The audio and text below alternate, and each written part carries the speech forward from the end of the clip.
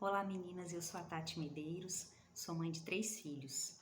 E como todas as mães, o meu anseio é criar os meus filhos para que sejam prósperos, cresçam em graça e sabedoria e sejam poderosos diante da face da terra, como diz a palavra de Deus. Por isso, eu vivo constantemente buscando auxílio e recursos para me ajudar nessa árdua e maravilhosa tarefa que nos foi confiada, como mães. E recentemente eu ganhei um presente maravilhoso, que é esse livro aqui, Guardiãs do Lar, Mães que Revolucionam o Mundo, através da oração, da Juliane Caetano. Esse livro, ele nos presenteou com uma jornada de 40 dias de orações específicas, saindo daquelas orações decoradas e repetitivas que nós fazemos diariamente em prol dos nossos filhos de qualquer idade, grande, pequeno, que moram em casa ou que não moram mais conosco. E a cada 7 dias ele nos traz um desafio para que nós cumpramos ele e tornamos os nossos lares um ambiente mais feliz.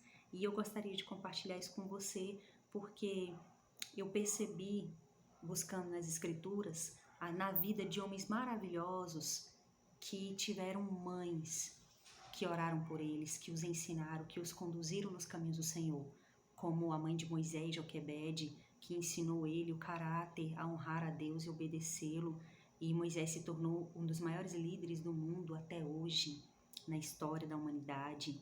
Samuel, o grande profeta Samuel, a sua mãe Ana, que o educou até entregá-lo para ele servir no templo, e Isabel, a mãe de João Batista, que o educou e ele teve a tarefa, a maior obra confiada aos homens, que foi preparar o caminho do Senhor. Ele se tornou um homem pregador do Evangelho, que ele não temia falar do pecado, ele era altruísta. E o que dizer de Maria, mãe de Jesus, né? Ela, com muita sabedoria, ensinava o pequeno Jesus sobre as Escrituras Sagradas e tem uma frase de uma pessoa que diz que se existissem mais mães como Maria, existiriam mais filhos como Jesus, né?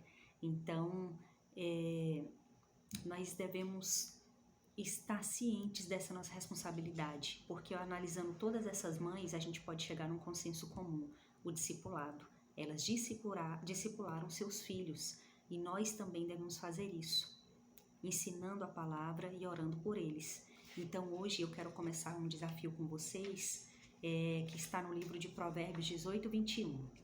Lá diz assim: a morte e a vida estão no poder da língua. O que bem a utiliza come do seu fruto. Alguma vez você já se parou e perguntou: como é viver na mesma casa que eu? Eu digo isso porque nós somos rápidos para enxergar o defeito dos outros, inclusive o defeito dos nossos filhos. Não é novidade que as palavras podem ferir muito mais do que tapas, e que os nossos filhos, eles têm um poder especial de estourar o limite e a nossa paciência, né?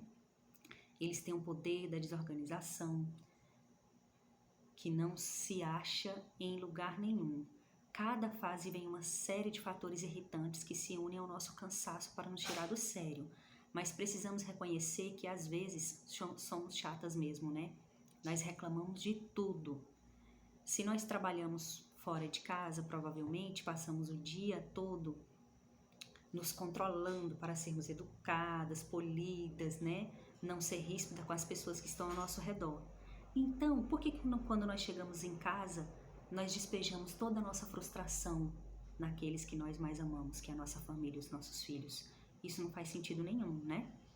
Então, é claro que em algum lugar nós precisamos ser nós mesmas e a nossa casa tá aí para isso, né?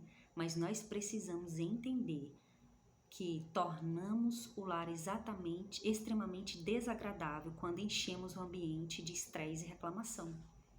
Eu estou falando nós porque eu não sou perfeita e eu não tenho sangue de barata. E esse desafio é para mim, como eu falei no começo para vocês, né? Uma pessoa aqui no livro fala de um exemplo de uma família em que os filhos eles ficavam tranquilos até ouvirem o barulho do carro da mãe quando chegava do trabalho. E aí um deles olhava pela janela e gritava para os outros: ela chegou, acabou a paz.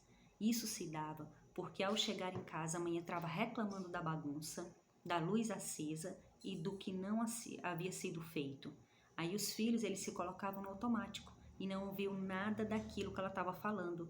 Eles só pensavam que a paz havia saído pela mesma porta que a mãe entrou. Olha que horrível, né? Será que é assim com você? Veja bem, eu não estou dizendo que você precisa engolir toda a desorganização e as coisas erradas dos seus filhos. Só estou dizendo que é possível se controlar em casa também, para que o seu lar seja agradável. Um lugar de refúgio, não de perturbação. Você pode e deve ser firme em relação ao que espera dos seus filhos, mas você pode fazer isso de maneira educada, sem acusações, sem gritarias, sem palavras ferinas. Se fosse fácil, não seria desafio, né? Então, durante essa semana, experimente não reclamar tanto. Experimente dizer palavras de bênção, de ânimo, de amor, fazer elogios, falar palavras de afirmação. Eu sei que você e eu, nós seremos tentadas a levantar a voz, às vezes a gritar, a falar palavras ferinas, mas nós temos que lembrar que isso não vem de Deus. Portanto, não deve ser esquecido. Tenho certeza que até o final dessa semana você já vai sentir a diferença. Que Deus te abençoe. Até amanhã.